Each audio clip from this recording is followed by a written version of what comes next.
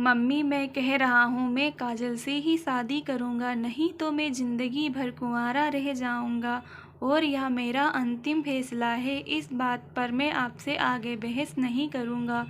Mummy जी ने कहा, बेटा तू समझता क्यों नहीं है? हमने तेरे सामने काजल की जन्म कुंडली पंडित जी को दिखाई थी और उन्होंने काजल की कुंडली में मांगलिक दोष बताया है। अब तू बता, सब कुछ पता होते हुए हम तेरी शादी एक मांगलिक लड़की से कैसे करा दें? तू जानता नहीं कि मांगलिक दोष होने की जीवन साथी की मौत जल्दी हो जाती है, इसीलिए तुझे मैं समझा रही हूँ। तू भूल जा काजल को। माँ जी ने बहुत समझाया, पर मैंने कहा, जब काजल से प्यार किया था तब मैंने उसके साथ प्यार करते हुए जन्म कुंडली का मिलन नहीं किया था। ना ही मैं इस बातों को मानता हूँ, इसीलिए अब बस मैं शादी करूँगा तो सिर्फ काजल से ही, और यह मेरा आखिरी फैसला है। आखिर माँ मेरी बात मान ही गई।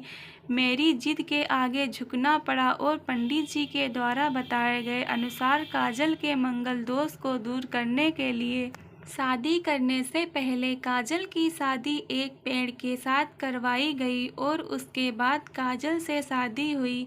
काजल दुल्हन बनकर घर आई, पर माँ जी को काजल का मांगलिक होना अभी भी खटक रहा था और माँ जी उसे दिल से नहीं अपना पा रही थी, और घर में कुछ भी परेशानी आती तो उसका दोष काजल को ही दिया जाता।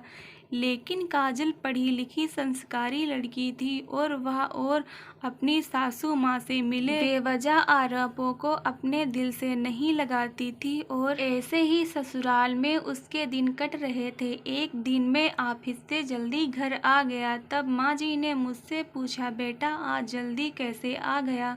तब मैंने बताया, माँ आज बहुत सिर दर्द हो रहा है, कमजोरी आ रही है, इसीलिए ऑफिस से मैं काम करने की हिम्मत नहीं हुई। मेरी माँ जी ने कहा, चल बेटा जल्दी कर, हमें डॉक्टर के पास चलना चाहिए। तब हम डॉक्टर को दिखाने गए। डॉक्टर को दिखाने के बाद मालूम पड़ा कि पीलिया हो गया है, और जैसे ही घर लौटे माँ जी ने घर को सिर पर उठा लिया और कहने लगी, जब से यह लड़की हमारे घर में आई है तब से हमारे घर में परेशानी और बीमारियां भी साथ में लेकर आई है। इसके कदम ही अशुभ हैं। अब देखो, इसका मांगलिक दोष हमारे बेटे पर भी असर करने लग गया है।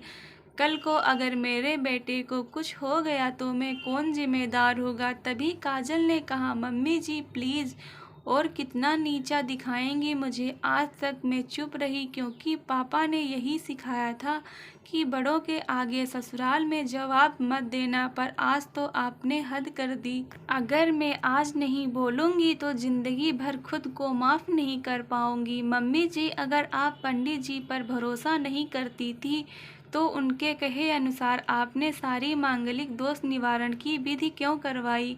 क्योंकि पहले आपने मेरी पेड़ से शादी करवाई। दोष मेरा मांगलिक होना नहीं, बल्कि दोष मेरा आपकी बहू होना है, क्योंकि घर में जाने अनजाने में कुछ भी परेशानी आती है उसको आप मुझे जोड़ देती हैं, और जब कोई सास अपनी बहू से सिर्फ नफरत कर रही होती है तब यह बहू दोस्त बेटे बहू दोस्त नहीं, पूरे परिवार को परेशानी में डाल देता है, और इस बहू दोष से मुक्ति भी सिर्फ सास ही दिलवा सकती है।